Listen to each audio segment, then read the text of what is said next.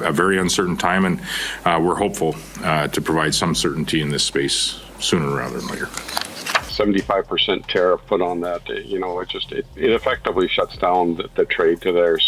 China just cut off Canada's oil exports. A brutal strike shattered the nation overnight and sent Carney spiraling. The economy is bleeding out. Families are collapsing under fear and uncertainty, and the heartbeat of Canada's energy dream has been ripped out, leaving the country gasping in chaos. Canadian officials, including Saskatchewan Premier Scott Moe, are in China, advocating for the removal of tariffs. Canada just got blindsided. China pulled the plug, Carney is panicking, and the economy is in flames. This wasn't a slow leak or a quiet warning. It was a full-scale economic gut punch. Farmers are staring at fields that suddenly aren't worth what they were yesterday. And Ottawa, they're busy with photo ops while the country burns. Expecting tariffs, especially this huge. At the center of this storm stand the key players. Mark Carney, freshly sworn in as Prime Minister in April 2025, was dreaming he'd ride a wave of economic resilience. Scott Moe, Premier of Saskatchewan, left, explaining to farmers why their livelihoods are now at the mercy of Beijing, and above them both sits China, pulling strings like a silent puppeteer. But how did we even get here? Let's rewind. Canola,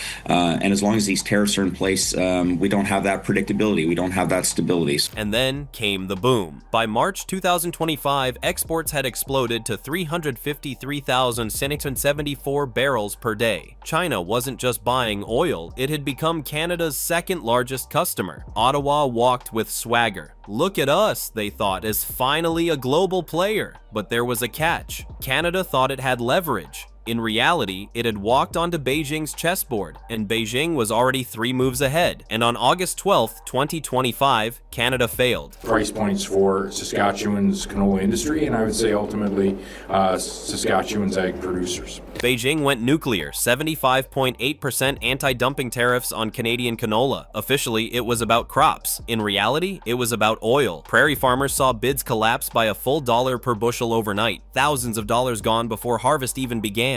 Whole towns braced for job losses. Everyone knew the truth. Canola was just the smokescreen. The real target was Canada's oil lifeline. The size of the tariffs, the products they are applied to, and the length of time they're in place. So the more time that goes on that these tariffs are not addressed, the impacts get more widespread. Because this wasn't new. China had already pulled the same move on the US, cutting crude imports by 90% between 2023 and 2025. Canada mistook that as an opening, thinking, we're the new favorite. Wrong. What China was really doing was setting up another dependency, this time with Canada. And just like that, one flick of Beijing's wrist turned Canada's oil miracle into a curse. I am extremely disappointed with respect to the decision that the country of China has made in further increasing their temporary tariffs on our canola seeds, which will add to... Scott Moe saw it firsthand. Farmers who were already drowning in costs now had no buyers. Oil producers who thought they'd cracked global markets suddenly realized their biggest customer had a knife to their throat. The shockwave was brutal. A nation blindsided, a prime minister caught flat-footed, and a foreign power using Canada's own lifeline as a chokehold. Chinese government agencies responsible for imposing the steep tariffs on Canadian canola products.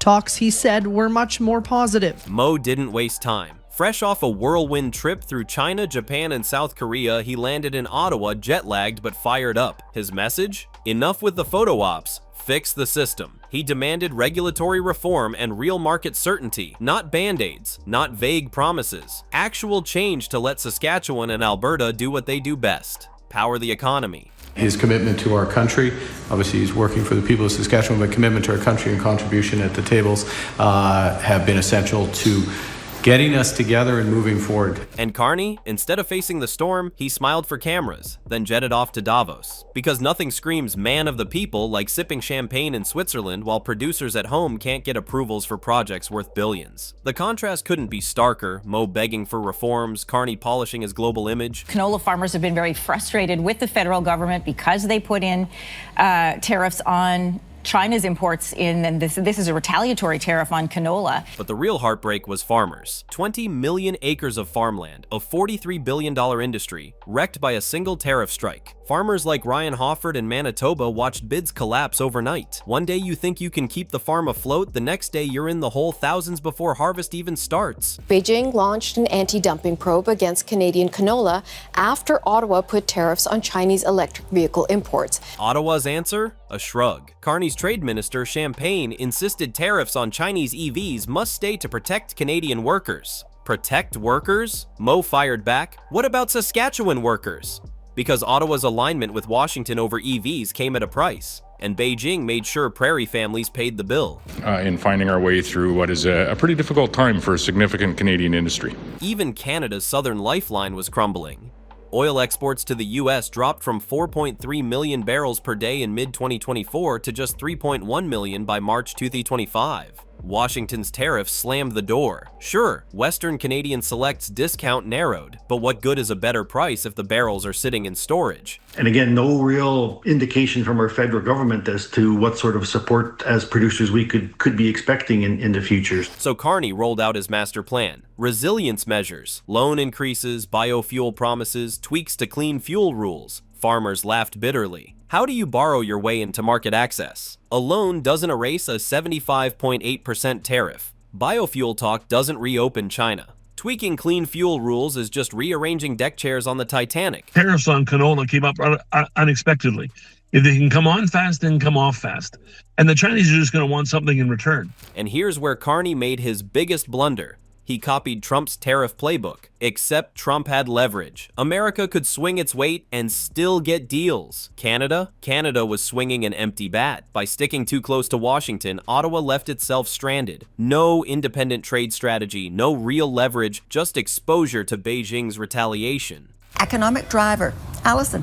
Sandy, a resolution isn't going to happen overnight, and Premier Scott Moe has made it clear that an agreement can only be reached between Prime Minister Mark Carney and China's president. The results? A nation unraveling. Scott Moe pleading for reforms that could unleash billions. Farmers crushed by tariffs, workers losing jobs, and a prime minister holding an empty toolbox while pretending he's building a fortress. The disconnect between rhetoric and reality couldn't be more painful. China has announced a preliminary duty on Canadian canola imports. The provisional rate of 75.8% will come into effect on Thursday. Meanwhile, China played hardball. When Beijing wants something, it doesn't negotiate. It slams tariffs and waits for the other side to crawl back. That's exactly what Canada faced. Carney bragged about having the first prime ministerial call with China since 2017. Sounds big, right? Except it ended with nothing. No deal, no relief, just polite words and a deadline. For China, Canada wasn't a partner. It was an afterthought. This hit will stop a significant amount of trade that is flowing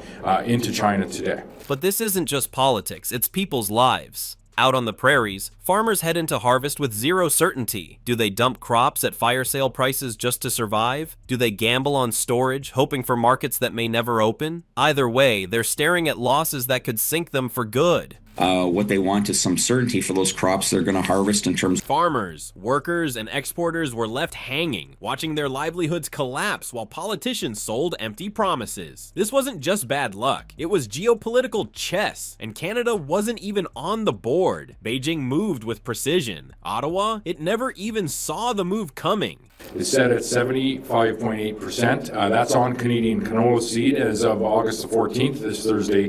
That will have a devastating impact on the price points for Saskatchewan's canola industry, and I would say ultimately Saskatchewan's ag producers. And here's the brutal truth. This collapse is live right now. Energy exports strangled, agriculture suffocated, investment frozen because who would bet billions on a country with no market certainty? It's a house of cards collapsing in plain sight. That is another potential impact for Western Canadian ag producers that we just simply can't withstand at this moment. Which brings us to Carney's legacy. He entered office styled as the polished global savior, the man who would steady Canada.